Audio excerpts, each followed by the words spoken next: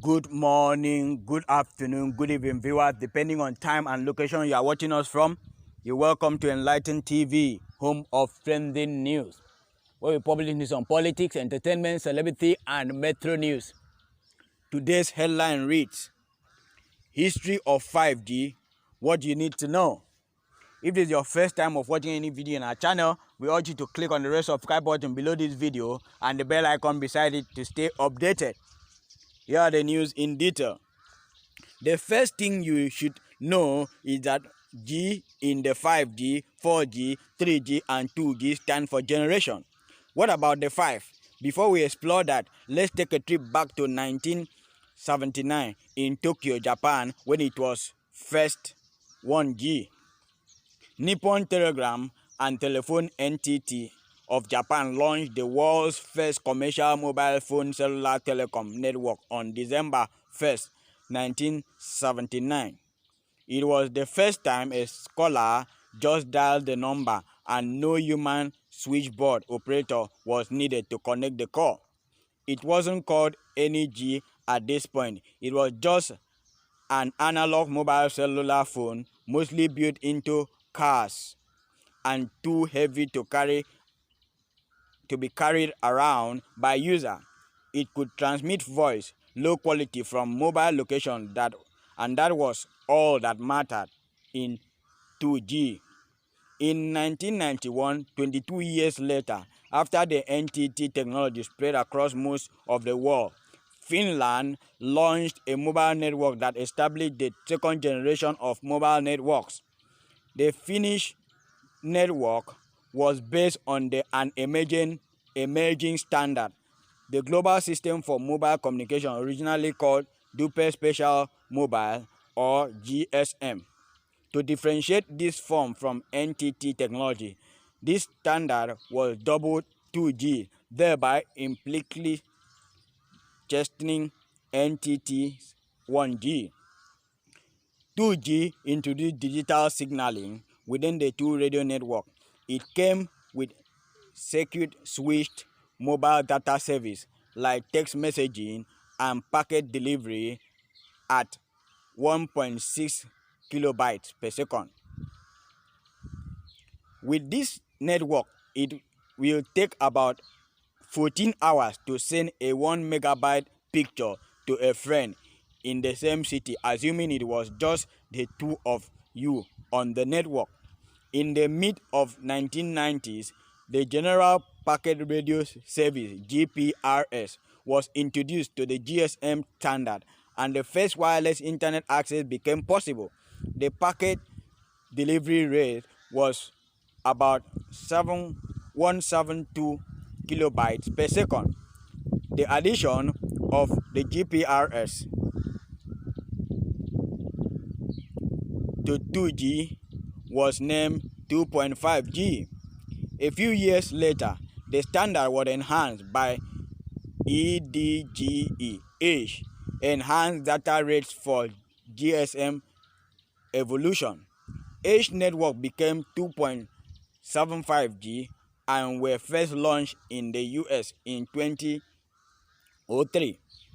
In its lifetime, the 2G standard describes technologies that could achieve between 100 to 400 kilobytes of data transfer rate and 300 to 1000 ms latency. The birth of 3G, the PP and PP2 partnership. As the demand for mobile internet service exploded following the success of 2G, the European Telecommunication Standard Institute (ETSI) expanded the GSM standard to enable interoperability between the various technologies that were deployed to make those advancements possible. Without this standard, users would have been restricted to their home network and the convenience of mobile data access would have been greatly limited. While GSM evolved rapidly and gained a majority of the market, the IS-95 standard developed by Qualcomm ran parallel in the US and Canada. IS-95 pioneered the development of code division multiple access CDMA. That's code division multiple access CDMA. Gadgets developed with IS-95 standard could not work with GSM network and vice versa. International travelers found it particularly troubling. In 1998, GSM and IS-95 standard organizations formed two partnerships to develop global standard that would make interoperability possible and define standard for future generations of mobile networks. The next generation was called 3G. The 3G Generation Partnership Project G3GPP was one of the resulting projects of the GSM IS-95 partnership. It was responsible for developing the Universal Mobile Telecommunication System (UMTS). This became the first global standard upgraded to GSM networks. Towards the end of 3G's life, this project took on the marks of developing long-term evolution LTE standard to 4G and to these days 5G. The other project initiated by the GSM IS-95 partnership was the third generation partnership project 2, which was called 3GPP2. It was responsible for the development of 3G specification for CDMA technologies. CDMA 2000 was the first standard issued by 3GPP2 and replaced the IS-95 standard. That led to the rise of 3G network. What later became marketed as 3G is the large number of infrastructure and technologies that followed the various specifications released by both 3GPP and 3GPP2 between 1999 and 2010. 3GPP introduced the UMTS 3G 1999, high-speed downlink access HSDPA, 3.5G in 2002, and high-speed pack access revolution HSPA plus, which was 3.75G in 2007. It was also released the first version of LTE 3.95G. The 3GPP2 project developed the CDMA specification in parallel. Its first release was EVDO in 1999. The last revision to the EVDO was released in 2007. 3G was not actually the technology. There is no one 3G technology. Rather, 3G refers to a set of requirements that were developed and published by the International Telecommunication Unit (ITU). Since the PP partnership, ITU prescribed international standards and performance expectations such as data rates and latency for each generation. The partnership 3GPP and 3GPP2 then define the technical standard to meet and in most cases exceed these requirements. ITU defined the 3G requirements in its International Mobile Telecoms IMT 2000 standard. Generally, 3G, also known as mobile broadband targeted technologies that push data rates across the MPB threshold. 3G standard describes technology that could achieve between 0.5 Mbps per second data rate and 100 to 500 ms latency. 4G publishing the rate of limits. Like 3G, there is no single 4G technology. Rather, 4G is a set of requirements, specifically IMT Advanced, published by the ITU in 2008 after network operators and vendors agreed to retire 3GPP2 and coverage around LTE as the common standard for all future networks. In 2010, the 3GP project released the 4G Lite LTE Advanced Technology Standard to meet this requirement. Even though LTE was introduced as a successor to 3G HSPA+, the evolution of HSPA+ continued, and many providers have been able to use this same tool to meet the 4G requirements. Like its predecessors, 5G is not a technology, rather, it is a set of requirements mobile network providers must meet in the advancement of their capabilities. The ITU released its first draft of the requirement for 5G in 2015. It is called IMT 2020. These requirements are expected to be completed this year and will shape the global standard for mobile communication this decade. Like its predecessor, the list of requirements for a 5G network is long, very long. Despite this increased power, your phone's battery should last as long as it does now.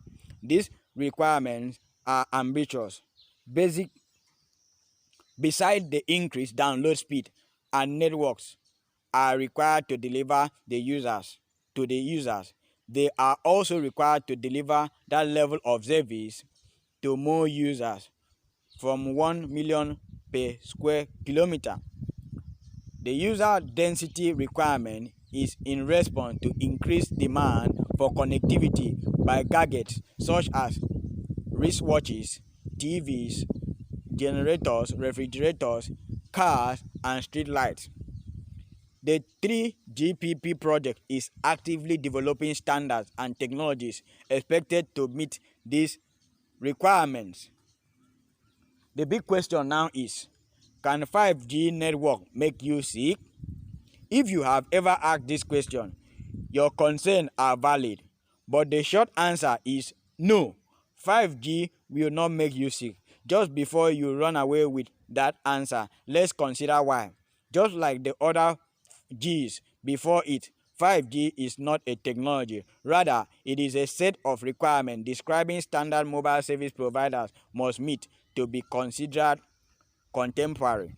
Most concerns about the health effect of 5G centers around the technologies that carriers build to meet the 5G requirement, specifically the use of the millimeter waves on the electromagnetic spectrum. The millimeter wave roughly lie between the radio wave and visible light. Unlike the lower frequency radio waves, millimeter waves have smaller wavelengths and generally poor with penetrating vegetation and thick walls, but they are good at handling large data at better rates. On the electromagnetic spectrum, the millimeter wave roughly lie between the radio waves and visibility light. Unlike the lower frequency radio waves, millimeter waves have smaller wavelength and generally poor with penetrating vegetation and thick walls, but they are good at handling large data at better rates. With most of the radio waves already allocated, many carriers are turning to the millimeter wave to transmit the amount of data required by 5G. This means the carriers would have to deploy a lot more access points within smaller distances than they currently do. The two questions many organized society have asked are: first, how safe is the millimeter wave signal, and will a large number of access points deployed close to people's homes expose humans to dangerous radiation? The scientific consensus? No, but the question is still no. Radio waves, millimeter wave, and visible light all belong to a part of electromagnetic spectrum called non-ionizing radiation because of the inability to interact with cells in a way that X that can break cell bonds. X-rays and gamma rays on the higher end of the spectrum and belong to the ionizing radiation class. In fact, the millimeter wave spectrum is not required to achieve 5G. T-Mobile, a US carrier and larger vendor of 5G in that country, uses low frequencies originally used for broadband television. Thank you very much for watching this video to the end.